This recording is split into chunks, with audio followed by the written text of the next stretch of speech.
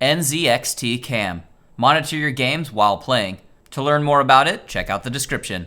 Hey everyone, it is the Angry Honey Badger here, and it is time for Badger's picks for the week of May 10th. We're going to see who's free this week and which 4 of those champions I'm going to recommend. Free this week, there's going to be Anivia, Draven, Elise, Fiora, Jinx, Nami, Pantheon, Rammus, Soraka, and Victor. And Jesus Christ, the thunder is ridiculous outside. But besides that, the first champion I'm going to recommend for this week is going to be Elise. I'm actually a little bit surprised that Elise hasn't been getting a little bit more play than what we've been seeing in professional play. She's still in a decent spot, maybe not quite all the way up to where they want her to be, but I still think she's definitely a strong pick.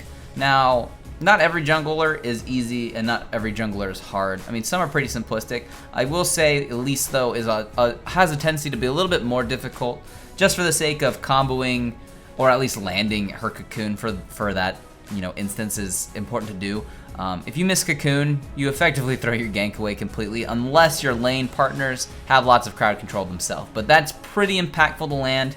And also being able to flash cocoon or just being able to repel to your target and then getting out into your new form and then cocooning. It's just, you got to do it quick because it does have travel time on it, and it's not super predictable if you are the enemy trying to escape it, but you can kind of read it a little bit and always flash away from it too. But if that's the case, always just make sure that you repeat your gank because obviously their flash will be down and it should be a lot easier. But Elise is really good. She has an insanely strong wave clear, which is one thing a lot of people forget about. Or not wave clear, but just farming minions in the jungle.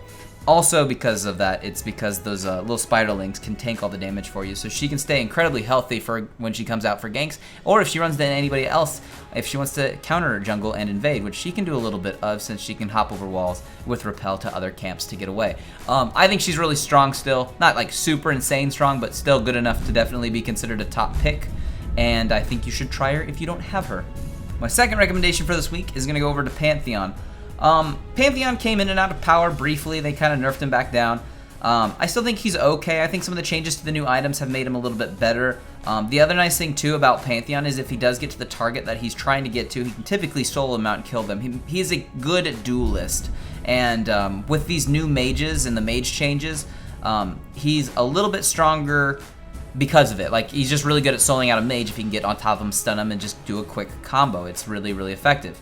Unless, of course, it's probably Viger or Malzahar because those are 2 really, really strong mages right now, but we'll see what comes up in the next patch. But Pantheon's good for that reason. I like to play him in the jungle. Some people still like to play him in lane. He's not bad in lane by any means. I just think his jungle's really good. He can block really easily with his passive on his W and just his natural passive that comes up to block the attacks. Makes him really, really good. Also, his gank's really good too because it's it's a click on stun. So as long as you get to within range, you have a pretty guaranteed stun. Definitely easier than Elise. So try out Pantheon this week if you don't play him. He doesn't typically see tons of play, so that might be a reason to try him out. My third recommendation for the week is going to go over to Victor. I think Victor is, ever since the changes, granted he never really saw anything super crazy, but with items being changed, I think he's in a good spot again. Oh, and his laser speed being increased within the mage changes, I think that's his biggest change that has helped him out.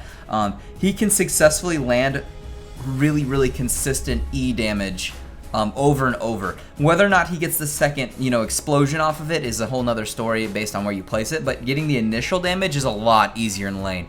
And for some reason with the items or whatever that made them nerf him originally from getting his one shot to wave clear, that's kind of back now. So he can push again really hard and roam if you want. So he's definitely in a slightly better spot because of the mage changes. We'll see if he comes back to be a prominent player in future tournaments or just in more games because he saw a lot of play at the beginning of the season because he's got really good wave clear and decent team fights with pretty good zoning. So he's definitely a strong champion, and I think a lot of people don't play him because, I don't know, I feel like when he did come out, obviously his kit was way different because they just changed him over time, but I feel like a lot of people just kind of ignored him, and now he's slowly been finding more power as the years have gone by, so definitely try him out if you still don't own him. And for my final recommendation for this week, I'm going to give it to Jinx. Now that might be a little bit weird because I know I just moved her down the tier list, but I still think Jinx is actually quite fun, and if you have half a brain and or are just halfway decent with Jinx, I still think she's decently impactful. back when she got kind of her nerfs, yeah, they definitely did hurt her because they were nerfs, but she was in a way too strong point in the game at the time. And I don't know why she was so strong for so long. I think it's good that we've had less Jinx, but I still think you can play her to a really good level, and I think she still pushes really well, and I think some of the new items, or the tweaks really, to the ADC class has helped her out, actually. Like I said, she's not the strongest right now by any means, but your other ADC this week is Draven, and I don't like to recommend Draven because, yeah, there are good Dravens, and Draven can definitely do good damage, but I think Draven's kind of a hassle to play. I don't like the mechanic for catching axes in team fights.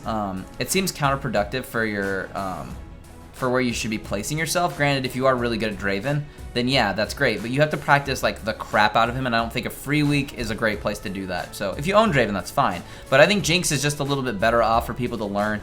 Pretty simplistic for the most part. The only big drawback to Jinx, and one of the reasons why she stopped seeing some play too when she got nerfs, was she doesn't have really good escape. She really has no good tools besides if they happen to walk onto your chompers, or if you slow them and then you try to run for your life, but you don't really have any gap closers or escapes.